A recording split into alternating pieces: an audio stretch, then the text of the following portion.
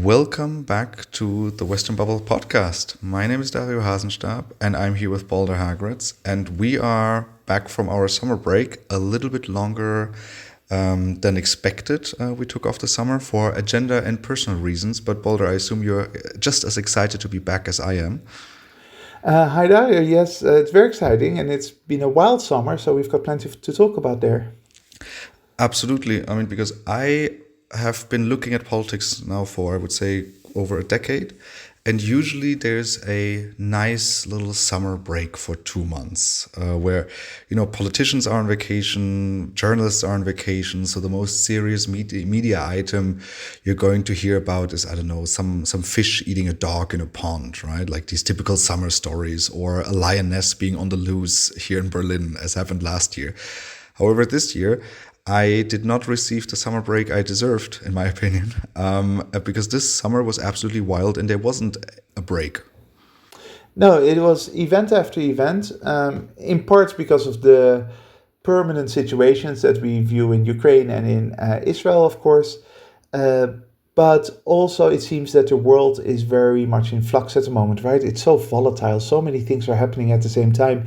And this traditional idea of quiet summers and then going back to business seems to be out of the window. Because this is the situation we were already facing with our last episode before the summer, with the assassination attempt of Donald Trump. And that one to me seems like it was years ago, but it was really just a few months ago. And so we dealt with this thinking, okay, that is not really going to give us a calm summer. And yeah, Boulder, the last time we spoke, Joe Biden was still the presidential candidate for the Democrats for the next US election. And I remember ranting about this, like basically every reasonable person in the world, that we had two almost octogenarian men fighting it out, and Biden clearly no longer being capable to uh, run a serious campaign, let alone be a president for another 4 years. In that sense, the sky has become a little bit bluer and brighter with at least Harris taking over, and at least we've got a person who's clearly in the right age group, clearly mentally and physically capable of fulfilling what's possibly the hardest job in the world. Now, of course, the question is whether she will still win the elections or whether Trump um, pulls it out of the bag in the end. Because this came all on the back of the debate between Joe Biden and Donald Trump.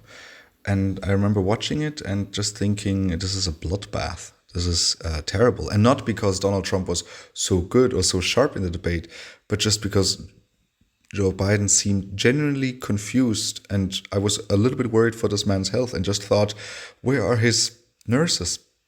Someone needs to take this man off the stage. It was painful to watch. It really was. And you're right in saying that Trump wasn't actually good, right? If it had been any other person he was debating, then all the media would have been about what a terrible debate Trump had. But in contrast to the bumbling Biden, he still seemed to be relatively okay. It's good that we can leave that behind us. So there is now a more serious choice. And I think that at the very least, this will lead to a lot of people actually being willing to vote, because it's hard to vote for a presidential election with Biden and Trump. One thing that I found fascinating in the reaction afterwards, and that we didn't have a chance to talk about before the summer, was that after enormous pressure and with the whole world knowing that Biden couldn't continue, he steps down. He says, okay, I have decided not to run. And from that moment on, he got treated like a saint. Like, oh, what a brilliant sacrifice. Even though this had nothing to do with the sacrifice, it was just rationally, objectively, completely obvious that he had to go. But this is how these things work, right? So all of a sudden he was glorified like a visionary leader, like a Mandela who could understand that what the country needed, and it wasn't him at that moment. Whereas in reality, he was basically pushed out because there was no other choice. However, I think the good thing is now that from now on we can just talk about Harris and not worry about that anymore. Well, actually, I do have a question about exactly this, because for transparency reasons, we've been on texting basis over the summer, but we haven't had our regular like hour-long talks about the world. I missed you, Dario. No. I missed you too a lot. And one of the thoughts I had, one of the criticisms that actually came from the right side of the spectrum in the United States was for the democratic process, right, or for the institutions that we always talk about protecting here in the Western bubble, was this concerning? Because you had a democratically kind of chosen candidate for the race, right, through the primaries that I mean, I know Americans put a lot of like emphasis on, a lot of effort on, and he was then basically removed by the elite, right, by a small circle around him. I mean, there's right the Obamas apparently played a role, right, Nancy Pelosi, Kamala, his wife. And that, I mean, obviously, commentators in the United States on the right side of the spectrum called us a coup, which I think we're very far away from. But when it comes to institutions and respecting institutions, something that we always talk about, was this 100% okay? I viewed that debate afterwards, and you're right, it was especially the right, because basically Republicans panicked and they needed to frame this in some kind of way because they would have loved to have Biden there, of course, because Biden was easier to defeat than Harris for obvious reasons. I never really understood this, and feel free to convince me otherwise, but it would have been a problem if this had happened on, let's say, the 1st of December, a month after the elections, if Biden had been elected. And then all of a sudden, the establishment says Harris got it. But the fact that the Democratic Party had its primaries has nothing to do with democracy. That is a matter for the Democratic Party. The Democratic Party is if you like, private institution. It's not publicly controlled. Just like if a CEO gets moved out of a multinational, that is not a problem for democracy. It might be a problem for internal governance. So the fact that Americans, the United States system, has these primaries in this way sets it apart already from many other democracies, right? That don't have any of these primaries. In many democracies, the leader of a party gets voted in through relatively backroom politics with very little power for the actual membership, right? So my argument here is that it would be a problem if the American people had voted, but that's not the case. Democratic members voted, and the Democratic Party is not a public institution, and I don't see how, therefore, it would affect democracy in any way. Another spin that the Republican Party tried to put on this was that, well, if Biden is not fit to run for president, is he still fit to be in office now for the remainder of basically time? Is that a conversation we should be having in a serious one? Because, I mean, just a few days ago, Biden again made a terrible mistake, like at a press conference where he completely confused left and right again, and it was genuinely worrying about his state of mind. It is a very serious conversation that, by the way, was also available to us a year ago already, because it's not that all of a sudden in the past few months Biden went backwards very quickly. It was a clear process, and in 2023 he already was very gaffe prone, and you saw the issues with his mental strengths and abilities. However, again, that is not a democratic problem, it's a practical policy problem. Biden was elected as president, and from a democratic perspective, it makes sense that he stays for as long as he wants until his term runs out, which is basically January 2025. If he chooses to step down, he can, of course. And I remember you and I actually had a bet about that 4 years ago, because it was already clear that he was old. You know, it didn't happen overnight. And we had a bet about when he would step down or whether he would remain in power until the end of the term. Neither one of us thought that he would run for a second term. So this idea is basically, yes, that is a serious conversation to be had. I think it's a problem that he is president of the United States right now because of his age, and unfortunately the fact that he's one of the older 80-year-olds that you can find, right? I mean, there's some 80-year-olds that are still very energetic and capable, but apparently Biden less so. That's a serious conversation to be had, but it's not about democracy or institutions. It's simply about, hey, we want a capable person in the White House. I really have to be careful about my bets in politics because I have this flaw that I always see actors as too rational, and in an ideal world, I remember saying that I think Biden would have stepped down after a year or after to Kamala to really like pave the way for her, and then when he seriously considered running again, I don't know it's I need to stop betting on politics. You owe me lunch because I won that bet, but it also is an indication of how already 4 years ago it was obvious that there was an issue here, right? And basically, the idea 4 years ago was Joe Biden is a fatherly figure who can heal the country, can bring the country back together, restore some normalcy to politics in Washington. You know, he's been around forever. He's generally respected by both parties, that kind of thing. So, hey, it is probably good from a healing process after the volatile Trump years to have him there. But surely he's only a placeholder and not much more. And yeah, the idea of him running for a second term was, of course, incredibly problematic and was very difficult to imagine 4 years ago. Absolutely. And now we're looking at Trump versus Kamala Harris. We already had, well, the first and only debate between the two of them. And it's funny how perception changes because now Trump seems like the old octogenarian who is rambling and doesn't seem to connect two sentences together anymore. I mean, this is from a European perspective, particular.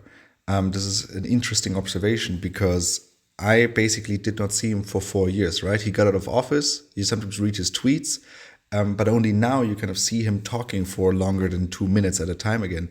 And he seems to have the Biden problems now.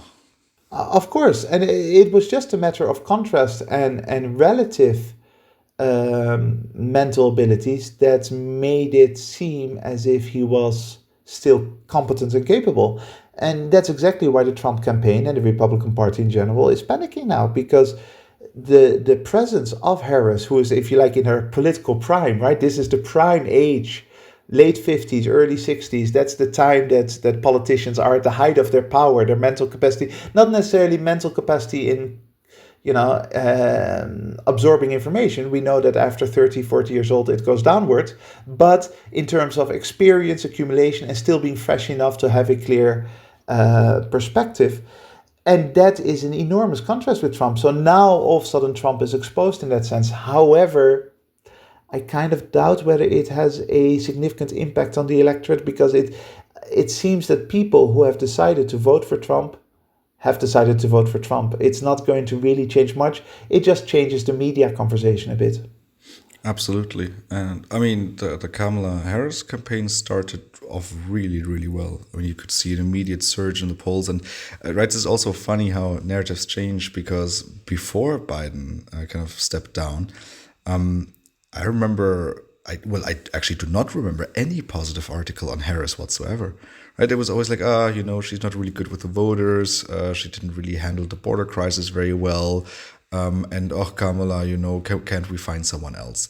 And he steps down and she steps up, and suddenly everyone loves her. And the entire half of the country seems to be absolutely jubilant about the fact that she is now stepping up.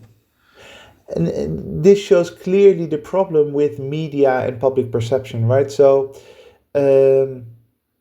Harris, by all standards, is not the most popular politician. She has a difficult past as district attorney. At least for a lot of people, that's problematic. She was, way too eager to lock up people for relatively minor crimes, going after, the things that typically we sympathize with. As a vice president, she was essentially invisible. She just didn't seem to be there much, which is surprising given that Biden, as an older man, kind of gave a lot of space for other people to occupy, right? So it is then very telling that the moment that she is actually the nominee, that all of a sudden the mood swings. And this has everything to do with, first of all, clearly the media establishment and the people who write in newspapers, the people who speak on CNN and elsewhere, have a clear liberal bias and they don't want Trump to win. And so the way to make Trump not win is to make sure that Harris looks good. But on top of that, there's also the media bias of, hey, it could be that Harris becomes a new president and we better keep her on our good side. You know, you don't, as a journalist or as a newspaper, want to go against a potential future president because that could really ruin your life, at least your career. Right, and so there is this swing that has nothing to do with analysis. The Harris that was criticized in, let's say, February this year is still the same Harris that we see today, but our approach to her has changed because her position has changed. I mean, that's actually one part we didn't talk about earlier when we talked about, right, the inner circle of the Democratic Party convincing Biden to step down. I mean, that's not the full picture, right? Because I assume that the media, the liberal media in the United States must be high on power right now. Because, I mean, right, you had op-eds, like the New York Times editorial board calling for Biden to step down and an enormous pressure building up. George Clooney was also there, right, just dropping his name for attention. But so you have the media establishment really pushing against Biden and kind of getting the option they want. Well, then you also have to sell the option you were pushing for.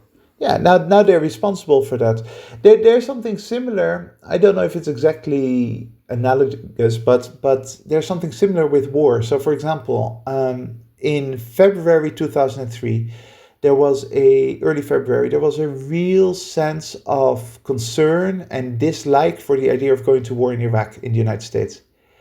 The moment the United States actually goes to war, all of a sudden there's this enormous media mood swing, and it becomes about patriotism. It's about supporting the cause. It's about backing the troops who are fighting in Iraq.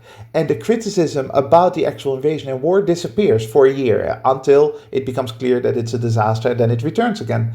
And that is kind of what you see here with Harris as well, right? So there is a lot of skepticism about her. But the moment that it's basically a done deal, then we want, or we, not me, but the establishment wants to ignore that skepticism and wants to just be a believer because the stakes are too high in that sense. Obviously, if Harris becomes a failure, if either she loses the election or if as a president she fails, then in 1 or 2 years' time, the media will be on her like vultures again, obviously. Absolutely. Now that you mentioned war, I think we have to talk about the other ongoing topic of the summer. And those were actually, I think the only moments when we quickly texted about what was going on. And obviously in a very cynical, almost satirical way. I think at some point texted you as like, I was promised Iran would start a war in the Middle East. Where's the war? No one has started, like Iran hasn't started it yet. Right. So obviously kind of highlighting the, I don't know, ever increasing tit for tat between Iran and Israel.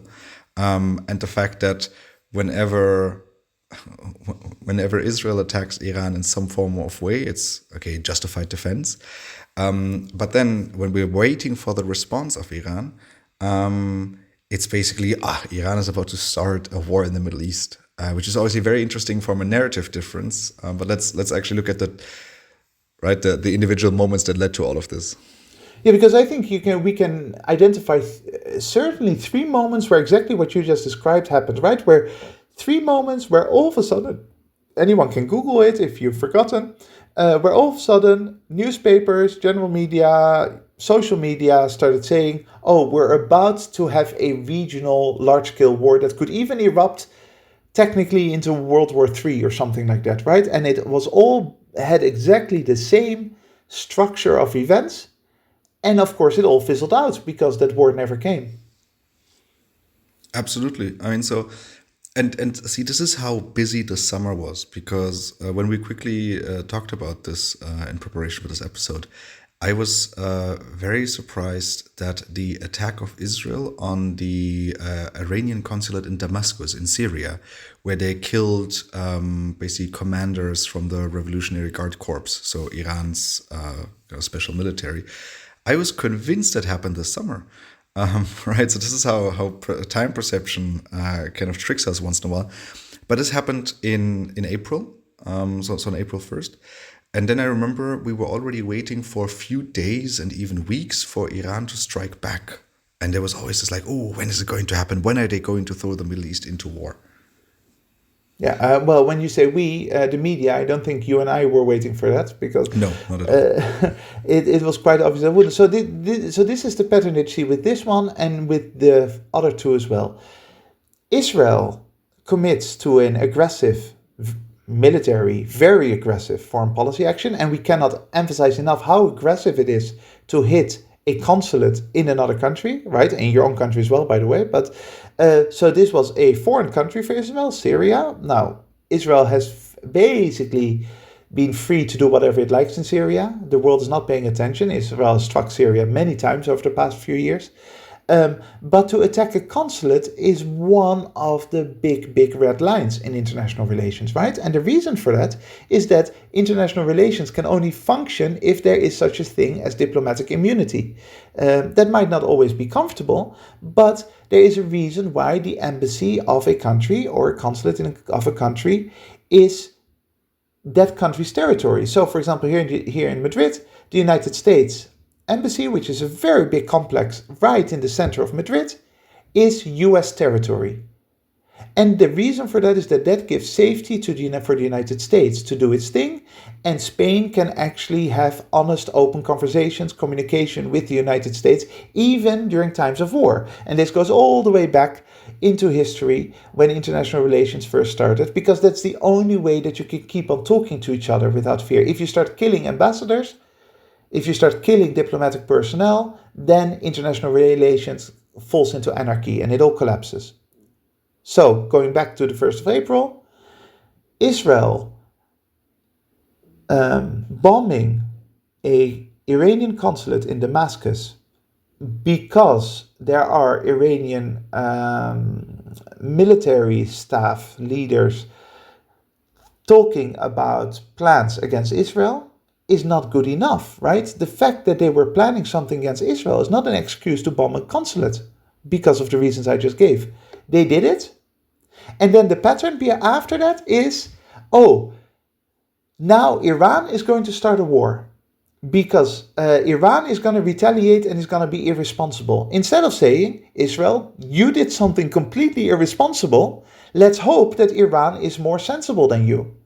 Right? That would have been the proper response by the media and by analysts saying, well, if we look at the past, Iran has been relatively careful and relatively moderate in their aggression, trying to not escalate beyond what is kind of acceptable within this conflict that exists between the two countries. So Israel did something that falls outside of that scope. Israel did something incredibly irresponsible. Let's hope that Iran is the mature person in the room.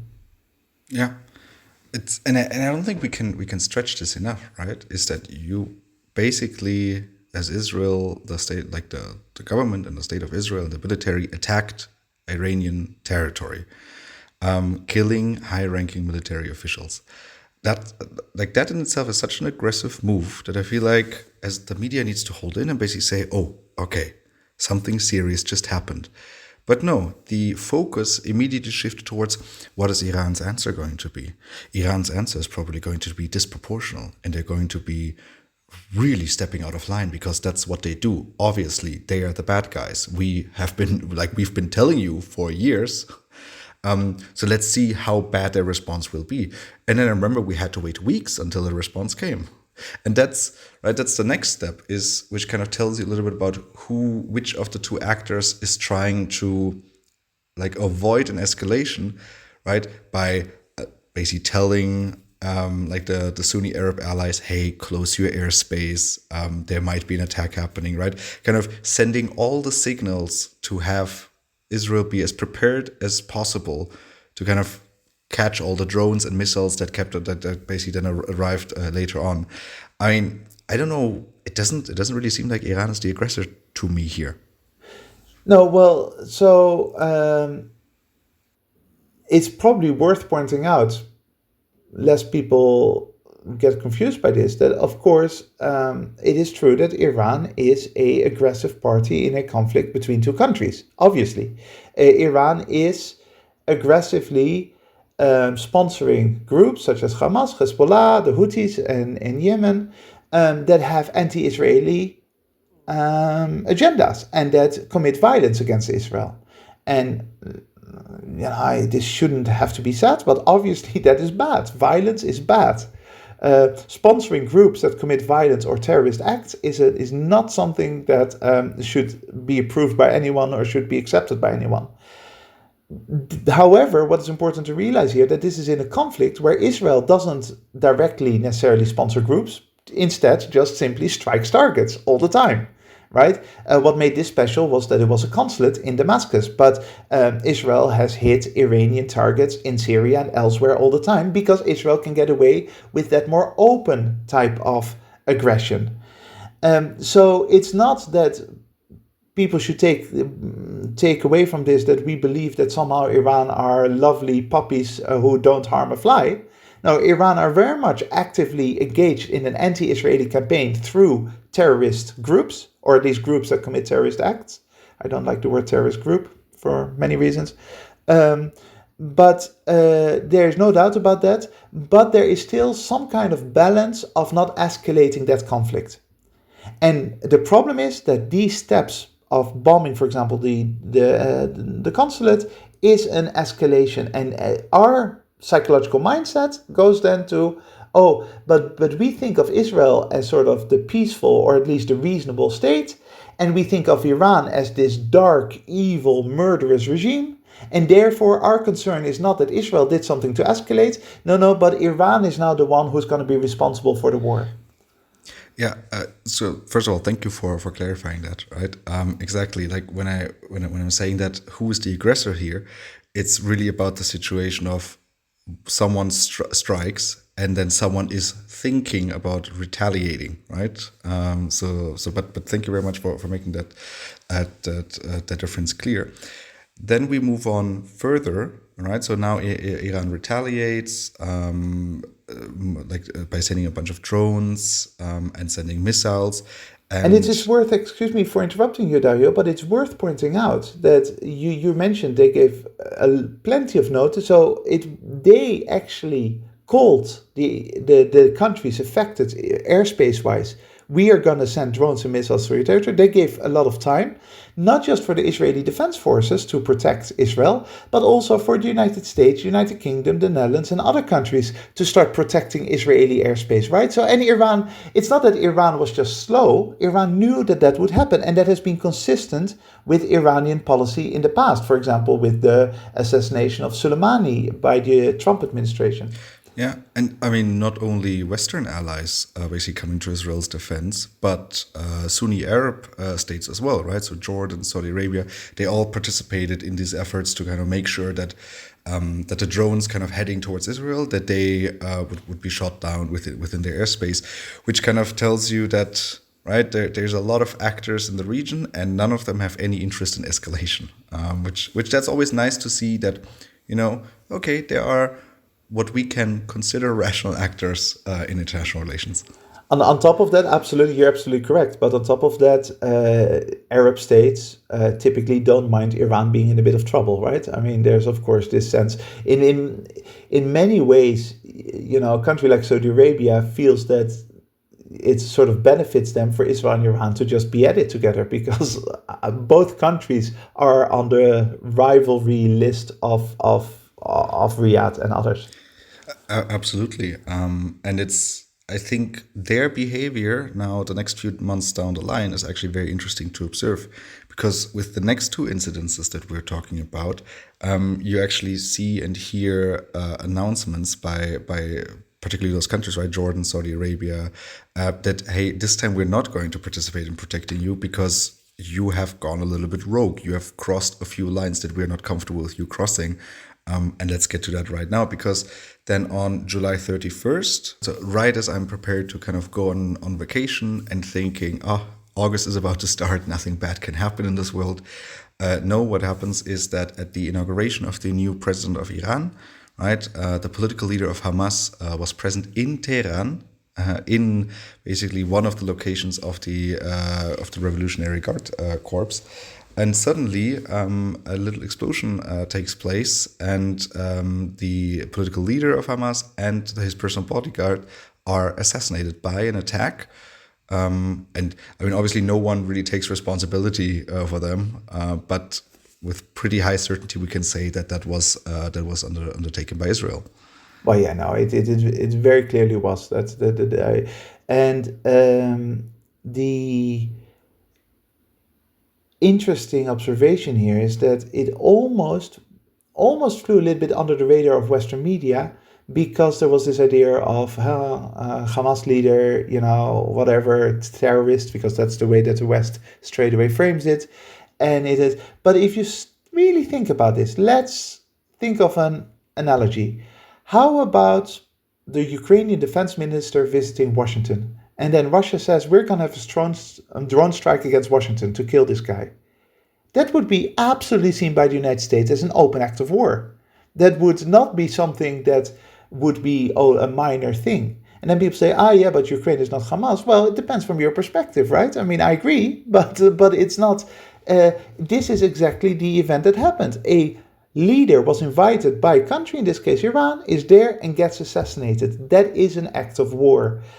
And once again, you see the media, who are so trained to think of Iran as the aggressor, to think of Iran as the threat, focus more on all the evil things that Iran was about to do, according to the media, rather than the actual incredibly escalatory, aggressive act of Israel. These are the moments when, right, in the few days after, whenever an airline suspends flights over someone's airspace, it's like, oh, yeah, the Iranian attack is imminent. Lufthansa has suspended its flights. However, what we then actually saw is that Iran did not retaliate at all. And actually, what we then hear kind of like through the back channels is that this was part of the negotiation mass of a potential ceasefire between, in Gaza. I'm hesitant to even say between, because I wouldn't know between whom it is by now, but of a ceasefire in Gaza, of Iran saying, okay, our sovereign chief was violated once again, right? We were attacked, but okay, in order for us to have a ceasefire in Gaza, we're actually willing to say, okay, you know what? Okay, Israel, you got one up on us, but if we have a ceasefire, this is going to be fine, right? So, I mean, and again, for weeks, I was promised by Western media an attack by Iran that would start a war in the Middle East, like a full-scale regional war. Yeah, and it says a lot about our warped perspectives on how these things go. This is incredibly restrained behavior by the state of Iran. And it's not just a one-off, it is completely consistent with their behavior over the past years in other such cases. And so it requires for journalists and media to not want to be part of a moral narrative. Because of course you can make the case that there's a lot wrong with Iran. I mean, of course you can make the case that it is very much anti-liberal. There's a reason why I don't live in Tehran. But it doesn't matter what my moral perspectives are on Iran. What matters is how Iran behaves towards the rest of the world. What matters is what their approach is towards war and peace. And once again, this has been an example of one country, Israel, being wholly irresponsible in breaking the rules, the very basic foundational rules, and another country, Iran, being the responsible party that wants to look for some kind of, non-escalation, some kind of solution where the violence gets at least limited. Mm. And we see this behavior from Iran for now weeks. And again, now, I mean, right after, I would say, like in the middle of September, you can also see the media getting a little bit tired of having to announce the escalation of the war every day, right? Having to come up with a different headline. And then suddenly, towards the end of September, first you hear like kind of this announcement, this weird news item of 3,000 pagers, which I had to Google at first, of 3,000 pagers exploding in Lebanon. And you're like, oh, okay, can't really be a coincidence. This is not really a technical mistake. This has to be some form of orchestrated action by some foreign power. And okay, let's not look far, right? It's I would say also pretty clear that this was the Israeli Mossad, right? Their version of the CIA. And you have another yet very aggressive act, right? I mean, this time targeted at Hezbollah, right? So one of the kind of militias of Iran. And so I think the world is coping with this event. And suddenly, then a few days later, on September 27th, a massive bunker busting airstrike hits the city of Beirut, the capital of Lebanon. And I mean, the estimates were that somewhere around 600 people died, right? But basically, a whole building block is just dusted. And then suddenly, right, rumors spread around that, oh, maybe the leader of Hezbollah, Nasrallah, has been killed. We can't really verify it because allegedly he was down in a bunker 60 meters underneath ground. And he was, to kind of quote the bomb, busted out of that bunker, which kind of is another level of escalation because that's an incredibly intensive bomb to use in a civilian area, right, in the capital of Lebanon, in Beirut, which is another act of sheer aggression, kind of towards, of course, Hezbollah, but like inadvertently also against Iran.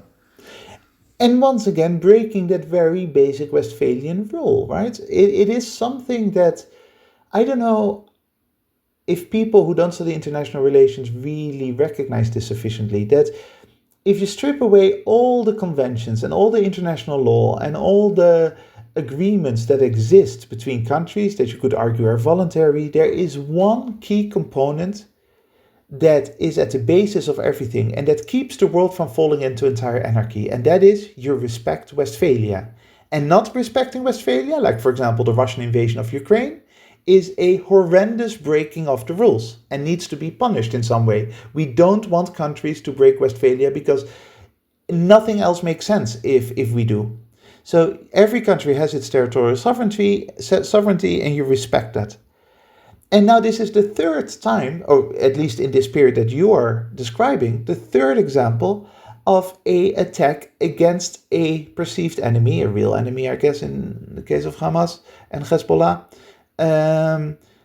of Israel in a country that is not their own, in another Westphalian territory. And it seems that in the case of Israel, we just let it happen. Now, I've got an interesting little theory about how Israel looks at this, which is,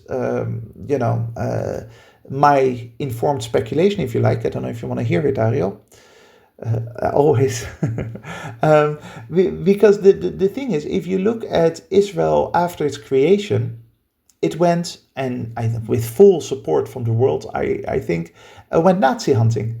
It went to Argentina and got Eichmann, for example, back right? Basically, there were leaders responsible for the Holocaust who were still walking around, who had escaped Germany, and they were specifically in Latin America hiding. And the Mossad and other Israeli agencies went to catch them because they wanted to bring them to justice. I don't think that many people would have an objection against that. I mean, in the sense that people responsible for probably the worst crime that humanity has ever committed against itself, the Holocaust, you want to take those people responsible back to a place where they can be tried. But that in itself was already breaking of Westphalian rules. You can't kidnap, even if it's a Nazi leader responsible for such horrific things, you're not supposed to break the rules. And that is where Israel became very used to basically saying, we are special, we are a different country, the state of Israel exists for a different reason than, for example, the state of Spain. And we can break rules freely in order to achieve our goal of protecting, if you like, the Jewish state, protecting our people from future holocausts and all that. And so with those initial steps, the psychology in Israeli foreign policy already got shaped. And that is the psychology that over time got consolidated, leading to Israel not even thinking twice about violating Westphalian rules these days in Syria or Lebanon or elsewhere. Well, and I would say it becomes even easier to do that if, right, the very reason for your state existing is being kind of threatened by these groups, right? I mean, there's no secret that Iran will regularly say we wish upon the death on basically the state of Israel, and let's be honest, this is the only reason for Hezbollah's existence. They were founded specifically with that target in mind. So then I assume this makes it very easy, and there's less hesitance to do it against them, maybe than against other players that could also be perceived as a threat. But this doesn't take away from the fact, like, I mean, okay, if then Israeli media kind of talks about this, I'm fine with that.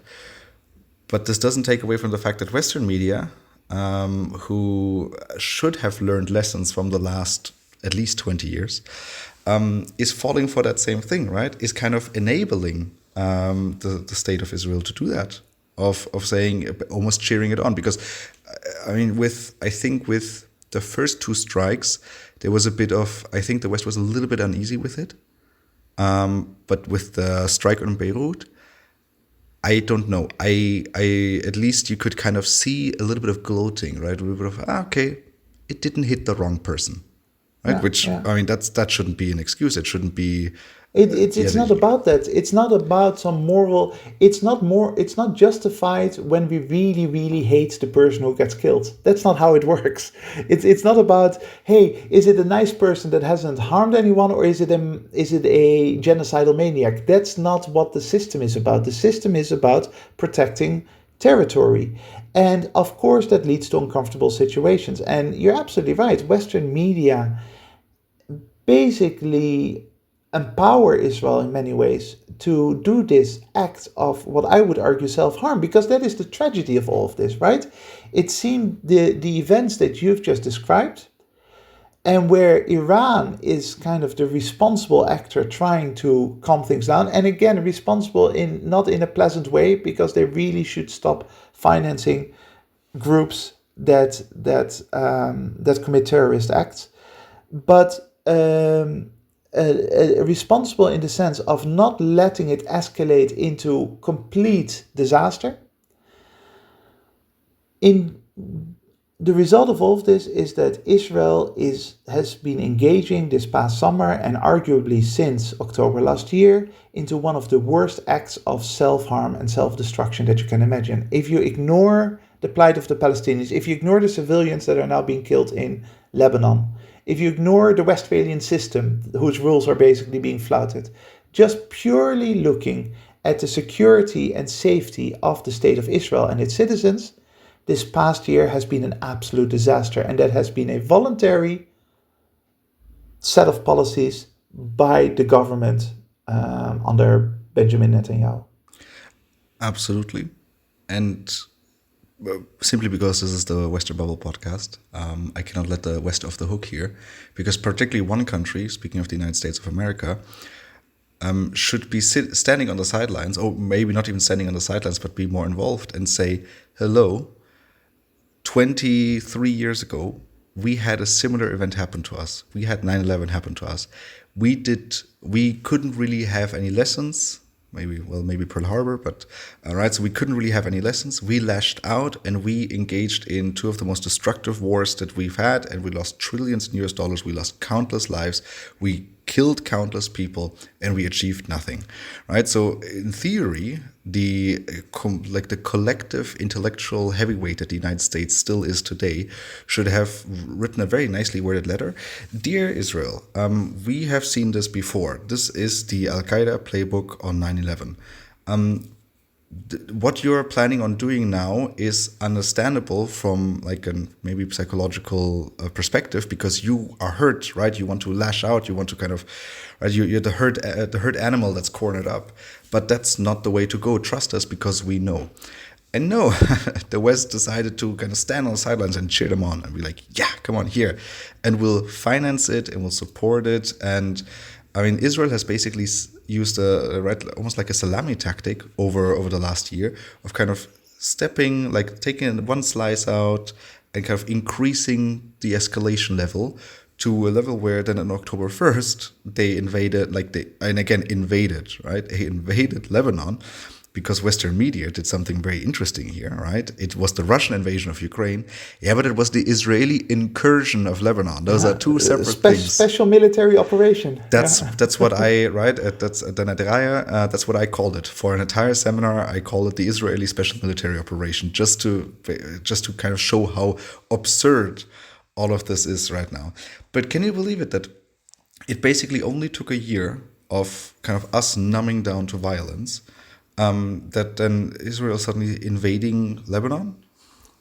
And this is the entire tragedy from a Western perspective as well, right? So if you think of the West as sort of the, well, let me say, the West themselves see themselves sometimes as like the protective parents of Israel. It came out of the British Empire. It was the British who created Israel in the shape that it was supposed to be in the beginning in the 40s, and the West basically wants to moderate Israel because sometimes, like you look at it, sometimes an angry teenager, hey, calm down, don't do anything crazy, more. But in the end, we'll always have Israel's back. We'll always support Israel at a fundamental level because that's what you do to your child. And the problem with that is that kind of blind basic support, despite some calls of moderation and hey, could you please not kill too many civilians, etc., etc., that fundamental support that is unwavering leads to Israel being allowed to harm itself to no end. I mean, at some point as a parent, you have to draw some clear line and you have to say, now, my dear beloved son or my dear beloved daughter, you're doing things that you're going to regret in the future, that are going to be terrible for you, that are going to hurt you in the long run and hurt many other people. Could you please stop it? And if you don't, I'm going to take other types. I'm going to call the police because something is wrong with you. And the West is not capable of taking that step. They keep on sort of asking Israel, could you please be reasonable? Could you please calm it down? But they're letting Israel harm and potentially actually even destroy itself in the long term. I disagree a little bit with how you ended that analogy because it's the West is not only not asking Israel to do that, no, it's also giving Israel, the teenager, a knife and money to basically do what they're doing. Yeah, no, that's very true. Yeah, if you really, I haven't thought this through properly, but you're absolutely right. Yeah, so but that's exactly that kind of behavior, right? A parent that calls their child and says, "Hey, I don't really approve of what you've been doing. I'm worried about you. I think you're doing the wrong thing," but doesn't say, "If you don't stop, I'm going to cut you off." Doesn't say, if you don't stop doing what you're doing, I'm not going to send you any more money. I'm not going to, and if you continue and you become a threat to your roommates or someone around you, then I'm even going to call the police because it would be better for you to be restrained for a while, calm down, and see what damage you're doing towards yourself, regardless of any damage towards others. And the West, in that sense, is a very weak and ineffective parent towards Israel. Super ineffective parent and actor. And that's it. Now we're on October 11th. That's the day of recording. Things have not gotten better. And I mean, so one of the things we discussed at Raya a few days ago was also the factor of timing, right? Because so we've just had the 1 year anniversary of the 7th of October massacre. We have the US elections coming up. And honestly, we have become incredibly numb to violence in general since basically February 2022. Right, there's now 2 wars happening. I mean, Walter, we haven't even spoken about Ukraine a single moment. I think we've mentioned it, but we haven't really spoken about Ukraine. And we're already talking for 50 minutes. I mean, this is how crazy the world is, that we talk for 15 minutes about Joe Biden, and then we spend another 35 minutes talking about Israel and, okay, what the hell is happening in today's world? No, absolutely. It is important to remember that as we're speaking right now in Ukraine, Russian and Ukrainian soldiers are dying and nobody seems to be paying attention, including ourselves. And this is a very scary observation. There is something inherently chaotic and anarchical about the world in 2024, where there are all these dynamics that we can't easily control, that are difficult, that are complex, all these things going wrong, and kind of to protect ourselves from going crazy, going mad, we like to, just basically pretend that it's not that bad. Like to pretend that when children die in Lebanon or elsewhere, that, it's part of life. And that numbness, that lack of connection with the violence that our societies are partially responsible for bodes very badly for the future. And I'm afraid to say it bodes well for our podcast, because there will be plenty to talk about in the next few weeks and months because of that. This seems like a very depressing moment to end today's conversation on the last 2 months that we missed in international relations. If you have any questions, comments, or you heard a mistake that we've made throughout the episode, please make sure to send us an email to thewesternbubble@gmail.com, and we will try to incorporate them in our following episodes. Thank you very much to listeners for joining us today. Make sure to join us again next week when we burst the Western bubble. That is it from my side. Boulder, which closing quote did you pick for us today? I chose a quote by Alexis de Tocqueville, who, of course, was a French philosopher, author, who traveled extensively through the United States and was part of sort of the French philosophical movement that supported US independence and US democracy being established in connection with the Founding Fathers. And it's particularly apt, this quote, because it kind of refers back to your analogy with 9/11 and the war on terror versus Israel. It is about learning lessons from the past or not. And the quote goes, "When the past no longer illuminates the future, the spirit walks in darkness."